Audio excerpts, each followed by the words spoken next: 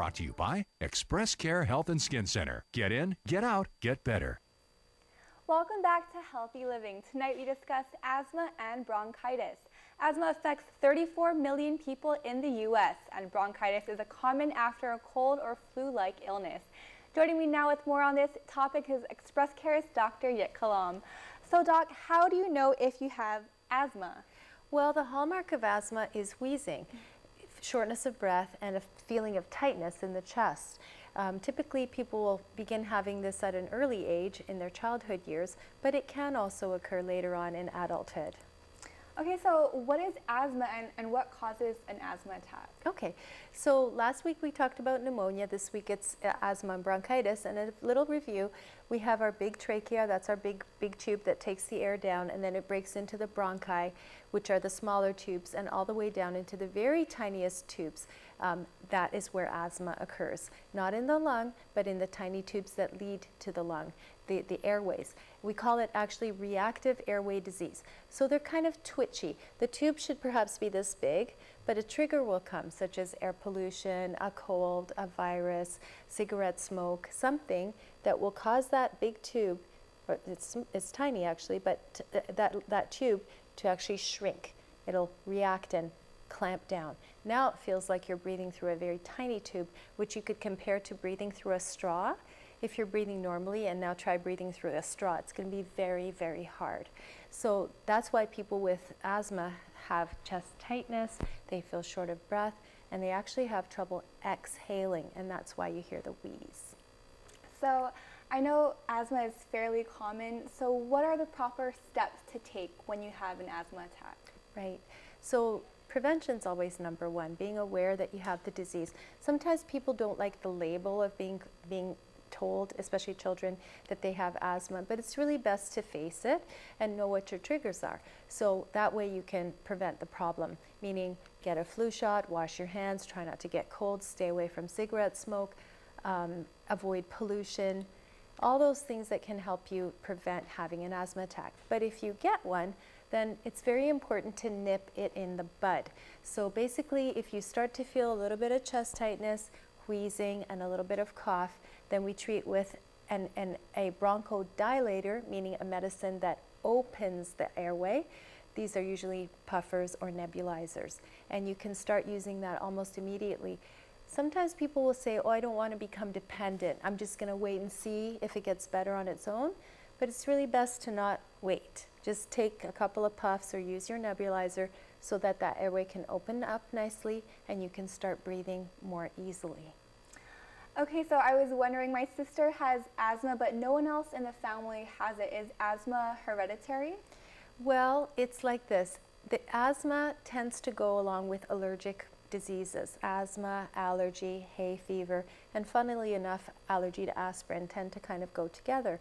So in the family, it may be that certain people are more prone to it, but it's also possible that just one person has sort of like a little bit of a tendency towards that. So it's not really hereditary, but it can be more common in a family.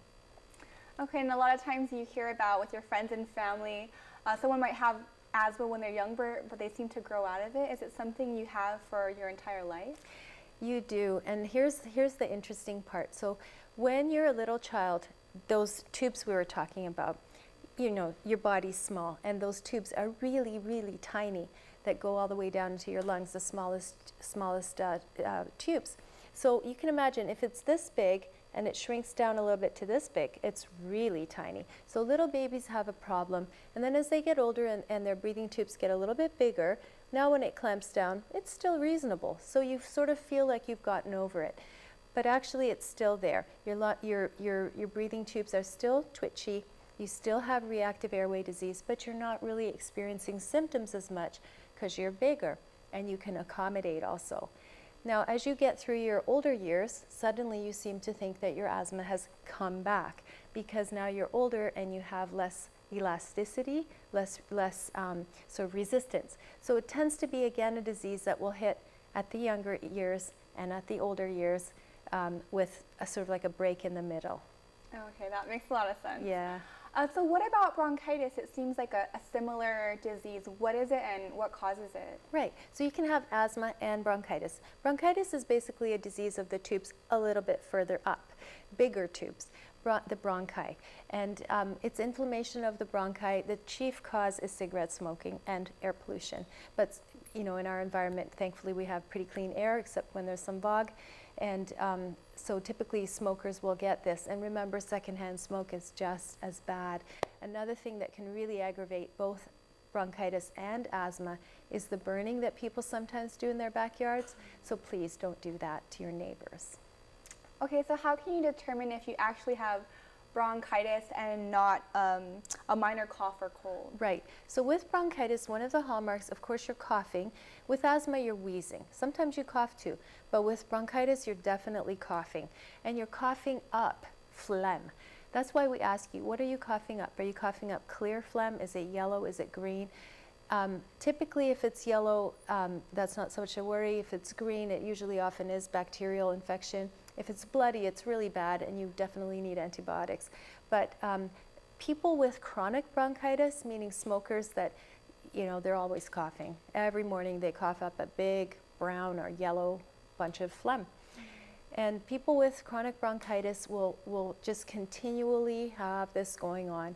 And they'll have times when it gets worse and they get a fever, they need antibiotics and steroids, and it gets a little bit better, a little bit worse and all that. But it goes on and on. Of course, it damages and scars their lungs, and then they end up with bigger problems.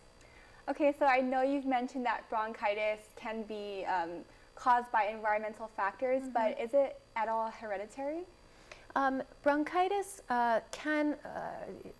it's a susceptibility, not so much hereditary, it's more a susceptibility. Some people will have sort of lung disease kind of runs in our family. Everybody seems to have either asthma or bronchitis or some kind of lung condition.